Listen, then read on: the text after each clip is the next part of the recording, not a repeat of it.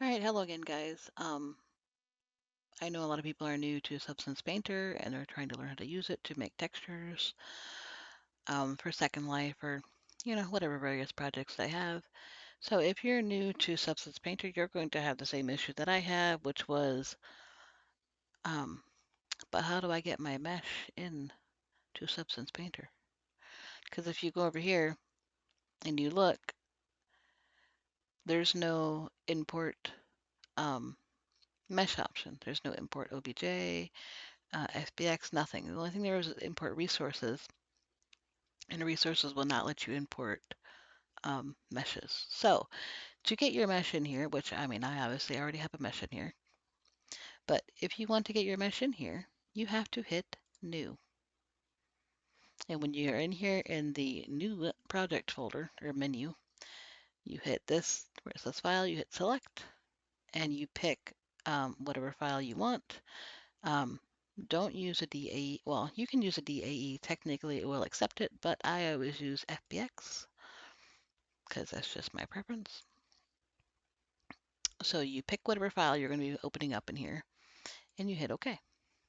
I have to hit discard because I already have a mesh in here, but you won't get this menu.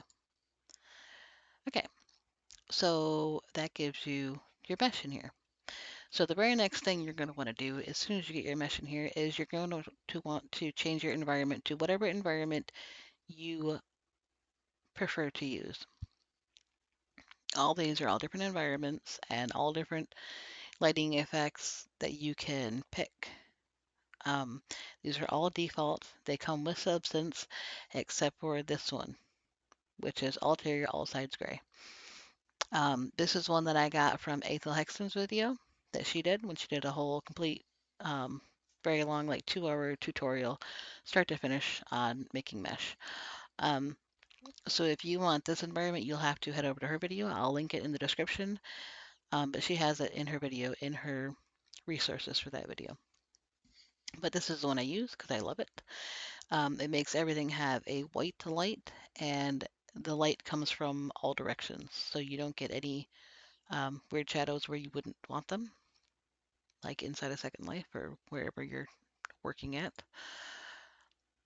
So you put your environment in, whatever environment you want, and then you're going to go over here to the Texture Settings tab, and you have to bake your mesh maps.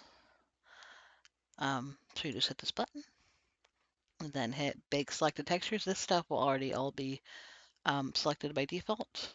Later on, if you want to change something, play with these settings, um, make adjustments, you can do that. But if you're just starting out, just leave it all at the default settings and hit this Bake Selected Textures button.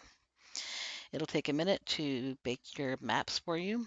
It's baking the basic maps, like the base maps that you're going to be using um, later when you export with your textures on it.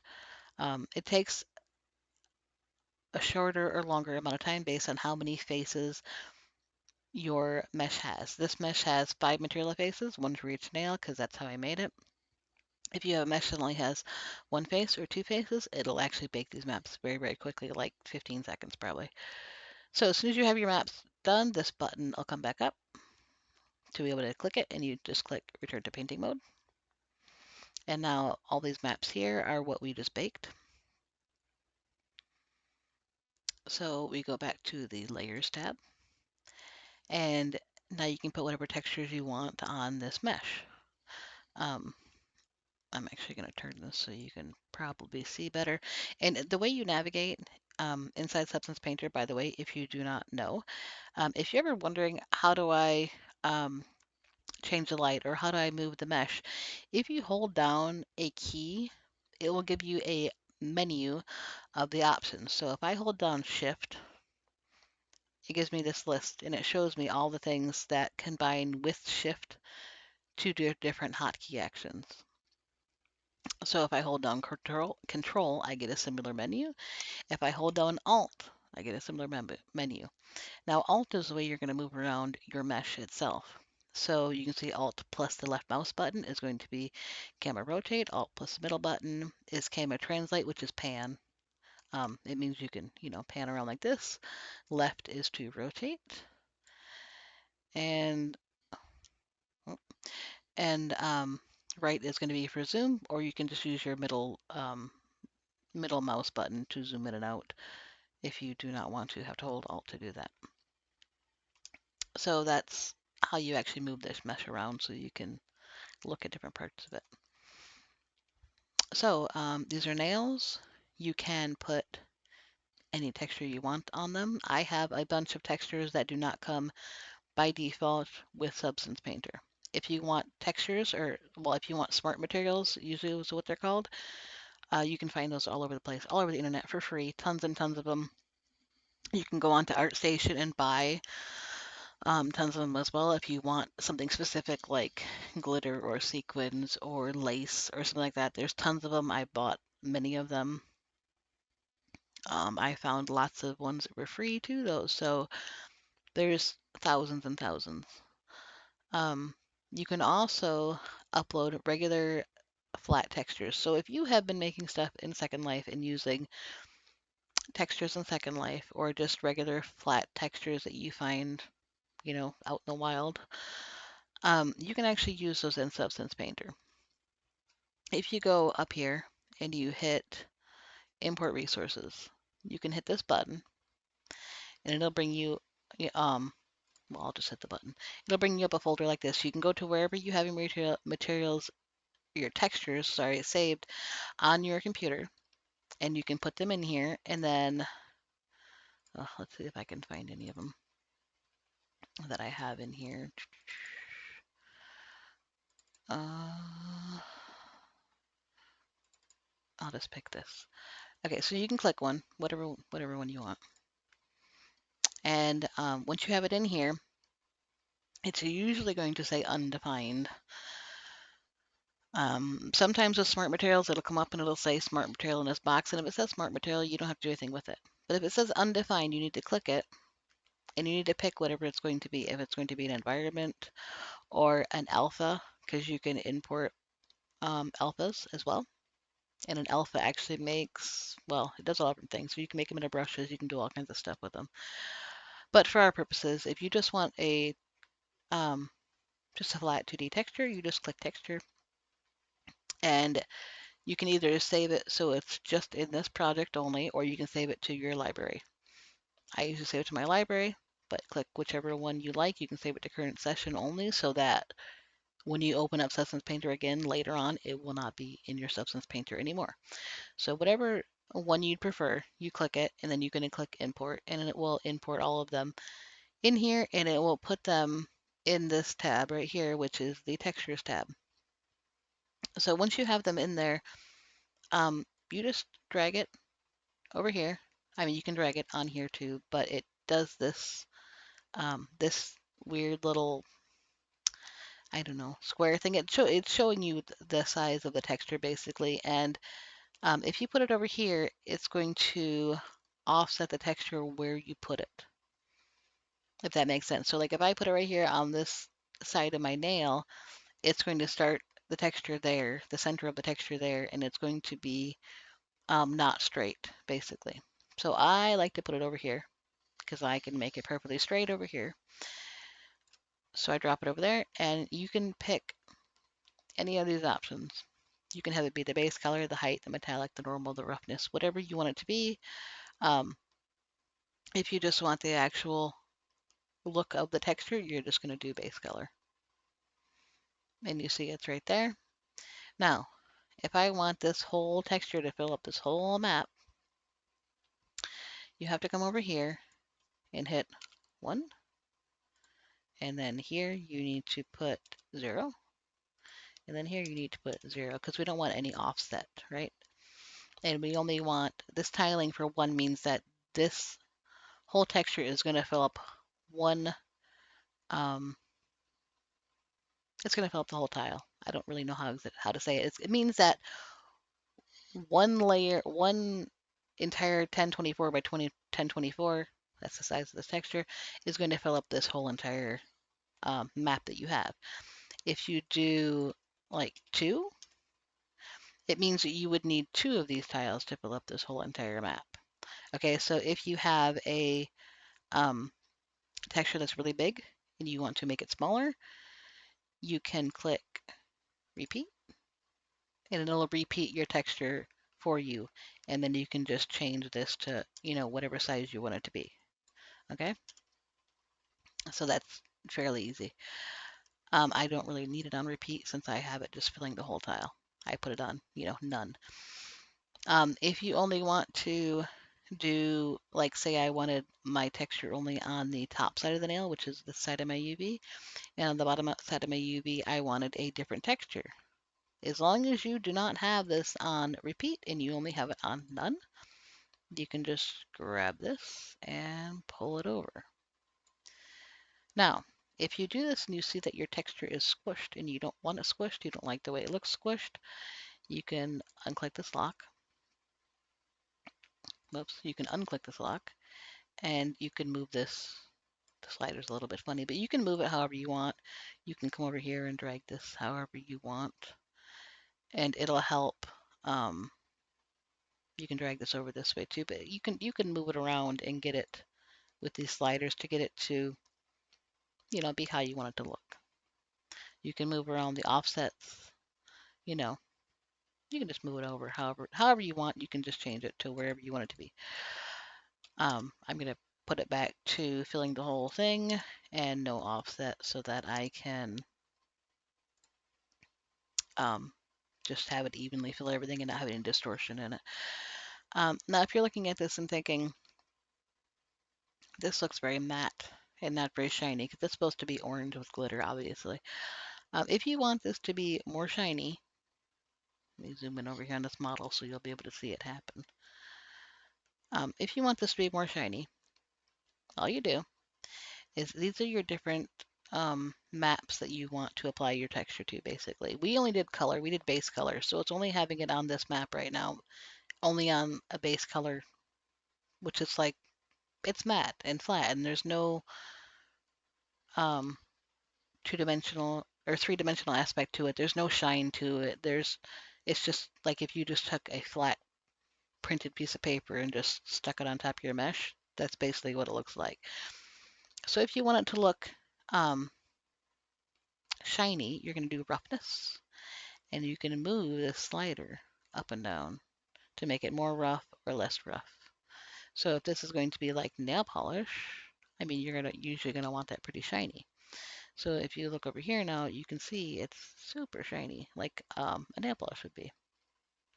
Now, say you want to give some dimension to this. So I would do my normal map,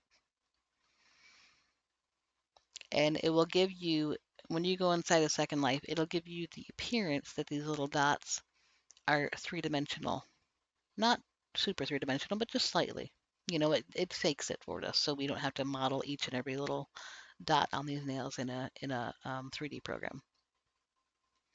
You can do height, but I don't really ever notice this making much of a difference, if I'm honest. I mean, you can put it on, you can not put it on, whatever. But a cool thing you can do is if you want to just change up the look of a texture a little bit, like say you don't want this just kind of flat orange background that we have on this texture, you can try turning on metal, this little metal button, and you can use this slider and make it more or less metallic. So as you can see it getting like reflective, And the farther you go to the right, the more metallic it is. And the farther you go to the left, the less metallic it is. Now, if you don't want to be dragging these bars all the time, this button right here will flip it back and forth from none to fully all the way metallic. I will tell you, when you make things metallic and you import them into Second Life, your textures will look darker than you anticipate, just because that's the way that it works. So if you want it metallic, I wouldn't go all the way to the top. I would do like maybe 0.6, something like that. It'll give you a metallic look, but it will not alter your colors too much. But as you can see, it would be a very cool looking nail design. I mean, in my opinion, anyways. The glitter will not, these are glitter dots, they will not actually look glittery in this example. They'll give they will pretend to look glittery, but this is a fingernail, and you know how small a fingernail is.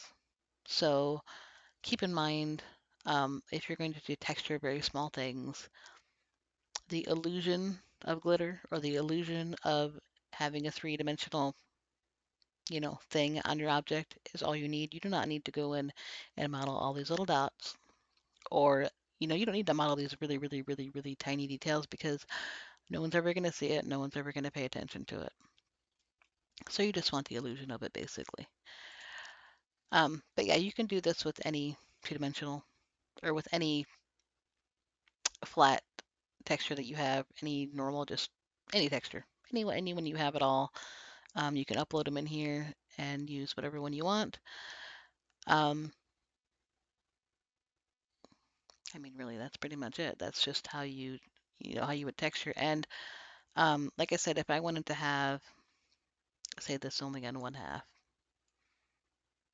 I'll pull this out a little bit so it's not so warped looking. Mm, I don't know, maybe something like that. It's not horribly important. But if I want like the back side of these nails to look um, different than the top side, like I was saying earlier, I have already the texture that I made somewhere else. That's not the one I want. I made these textures already before. That's why they're in here. I imported them because I have already made and released these nails already onto the market. So anyways, if I want like the back side of the nails to look like regular nails, you just drop this on here, hit base color. I'm going to take this material I just dropped on there and I'm going to drag it underneath of my nail polish one because I want this under the nail polish one just because that's going to make my life a little bit easier. So to make this fill the whole UV tile, I'm going to again hit 1 on the tiling, hit 0 on the offset, 0 on the other offset. And as you can see now, we will have a normal regular nail texture underneath the nail and a nail polish on top of the nail. And I can actually show you that in the Substance Painter. See? And obviously when it's on the avatar's hand, you're only gonna see from this part out. But yeah, you can, you know, put different textures on different parts of your UV map, which is, nice. And if I wanted like a black tip on the end of this nail, if I have a black texture somewhere, I don't know that I do. Let's see.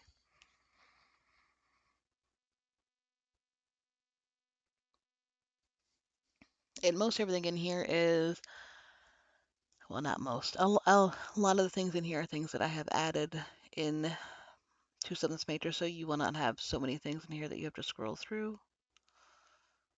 But, no, I don't like that. Let's see if I can find something that is just mostly a black texture.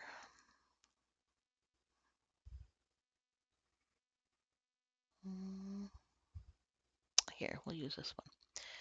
So I'm going to drag this over here again, base color. Oh, and for this other one, we did the back side of the nail. You can do the same thing where you can check these different boxes for what you want, but since it's underneath the nail and you're really not ever going to see it, the most I would probably do would be um, a roughness and then turn it down a little bit. So it just gives you a slight shine to the underside of the nail, but I wouldn't really add anything else because there's not really a point. You're not really going to notice it underneath of a nail. Um, so if I go back to this texture I just dropped on here, I mean, I can fill up this whole tile again with this new texture.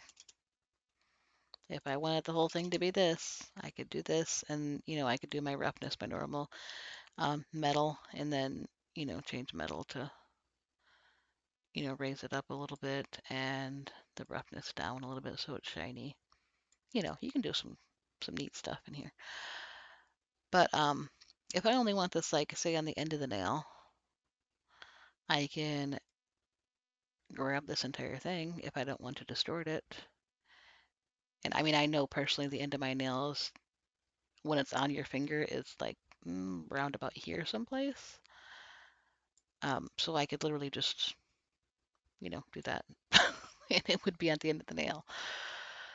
Um, it's not going to look fantastic, but you can layer these up on top of each other. Um, you can also use a brush. Oh, and it's cutting off my crosses up here, which I'm not a huge fan of. I mean, there's ways to fix it, but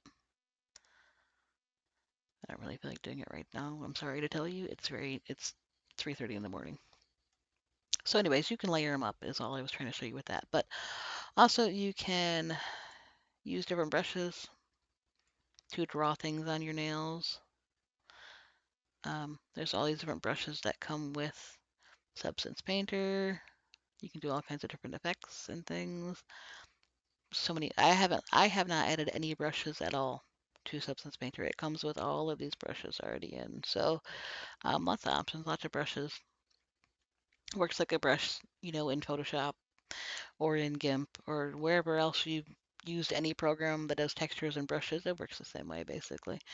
You pick the brush, you select the brush, pick whatever one you want, and then you're going to have to add a, fill later, a mask. You can look up how to do that. That's a little bit outside the scope of this video, but this is just very basic. If you want to just very basically quickly texture something in Substance Painter, this is how you do it. If you want to get into more in-depth stuff, there is many, many, many options. There's many different ways. There's ways to stamp things on here, like if you have alphas, um, which these are alphas, they look blue always usually. But if you can take these and you can stamp them on your nails to do all different kind of effects. You can use a brush and draw all different kind of effects on here. You can change the way that you put textures on here. You can only do like this UV island. You can only do chunks of this UV island. Um, there's all different settings and all different things you can do, but there's lots and lots of videos out already that show you how to do all those different things, and they do a very good job of it. I don't think I need to go over it. Um, in this video, it seems like this isn't a texturing video. This is a basic how to use Substance Painter video. So we're not going to cover all that.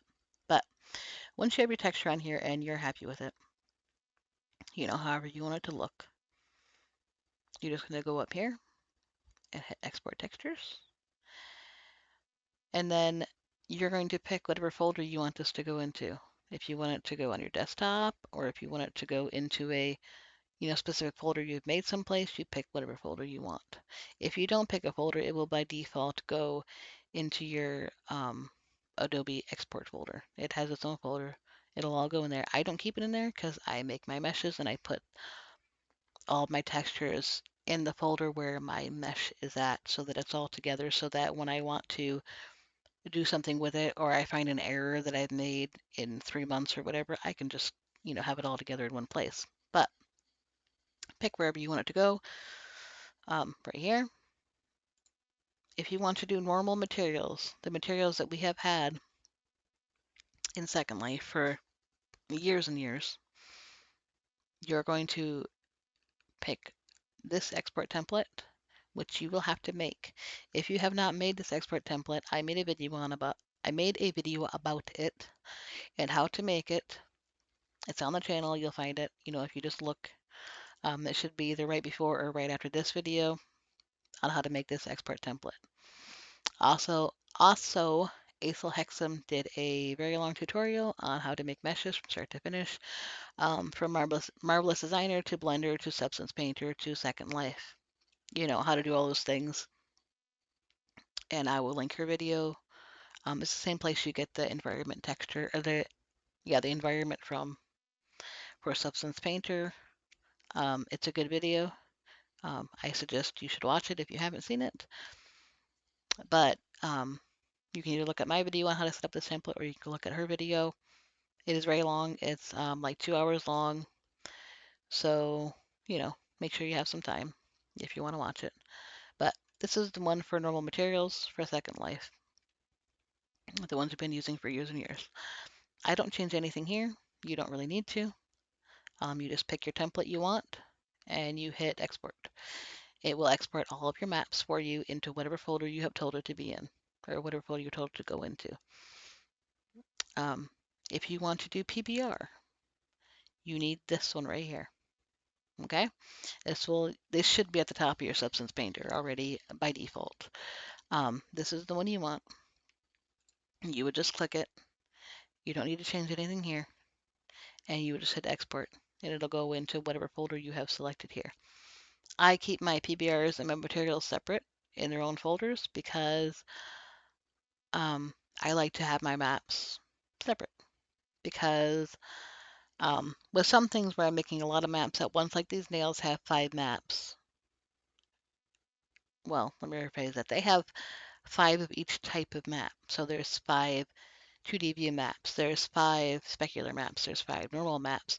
So when I hit export, it actually exports like 20 maps all at one go. And I don't want my 20 PBR maps mixed in with my 15 or 20 materials maps and then have to sort them out when I go to upload my regular materials, because I do both materials and PBR on the same mesh when I release things, so that people who have PBR or don't have PBR can both see the product same, basically, or relatively the same. So I just keep them separate so I don't mix it up later. You do whatever you'd like.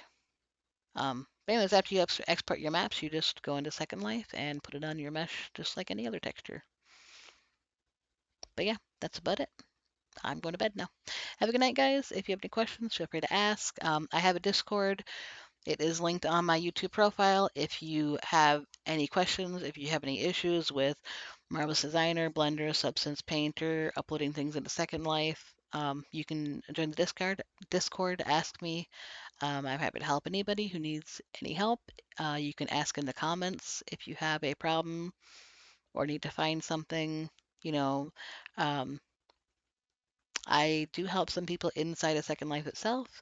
If you're having a problem that I can't fix just by me trying to explain it to you, um, I help people inside Second Life. Sometimes I'll teleport to them or teleport them to me. Um, just yeah, I don't know. I just make videos that people ask for, when they ask me how to do things. So if you have anything you want to know how to do for 3D modeling or Second Life specifically, just ask. I know most things. The only things I don't really know much about are really just animation. I don't really know anything about animation. So if you have a question about animation, I can't really help you. But anything else, I know pretty well. I've been doing mesh and assets and things for Second Life for almost 12 years. So I've done a lot of things. So I'll just help you if I can. All right, I'm gonna go. Bye. Later.